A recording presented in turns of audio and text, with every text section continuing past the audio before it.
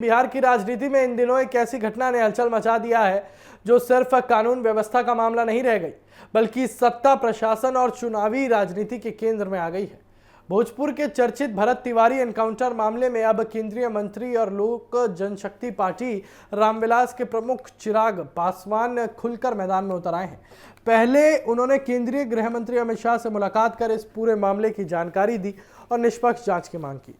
इसके अगले ही दिन चिराग सीधे भरत तिवारी के गांव पहुंच गए, जहां उन्होंने परिजनों से मुलाकात की और घुटनों के बल बैठकर श्रद्धांजलि अर्पित की। इस तस्वीर ने पूरे बिहार की राजनीति में नया संदेश दे दिया है।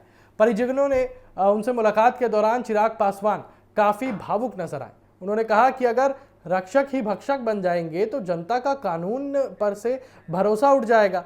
चिराग ने स्पष्ट शब्दों में कहा कि इस पूरे एनकाउंटर की निष्पक्ष जांच होनी चाहिए और अगर किसी पुलिसकर्मी ने नियमों का उल्लंघन किया है तो उसके खिलाफ सख्त कार्रवाई होनी चाहिए। उन्होंने ये भी मांग की कि इस घटना में इस्तेमाल हुए हथियारों की फोरेंसिक जांच कराई जाए ताकि सच्चाई सामने आ सके।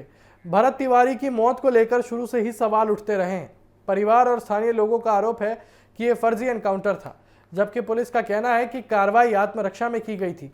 दूसरी ओर पुलिस ने परिवार की ओर से लगाए गए धमकी के आरोपों से भी इनकार कर दिया है और कहा है कि सभी आरोप बेबुनियाद हैं। इसी विरोधाभास ने इस मामले को और संवेदनशील बना दिया है। राजनीतिक विश्लेषकों का मानना है कि चिराग पासवान का यह दौरा केवल संवेदना व्यक्त करने तक सीमित नहीं है।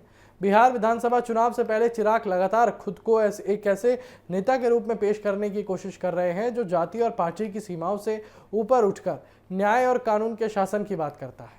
यही वजह है कि उन्होंने इस मामले को सिर्फ एक परिवार का दर्द नहीं बल्कि पूरे समाज के विश्वास से जुड़ा मुद्दा बताया।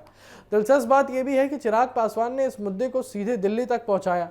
अमित शाह से मुलाकात के दौरान उन्होंने भरत तिवारी एनकाउंटर के साथ नालंदा की मॉब लिंचिंग का मुद्दा भी उठाया और दोनों दलों में पारदर्शी और समयबद्ध जांच की मांग की। इससे संकेत साफ मिलता है कि वो कानून व्यवस्था के मुद्दे को बिहार की राजनीति में प्रमुख चुनावी विषय बनाने की कोशिश कर रहे हैं। इस पूरे घटनाक्रम ने बिहार की एनडीए राजनीति में भी नई चर्चा शुरू कर दी है। एक ओर चिराग पासवान एनडीए का हिस्सा है, वहीं दूसरी ओर उन्होंने राज्य सरकार की कार्यशैली पर सवाल उठाने से भी परहेज नहीं किया।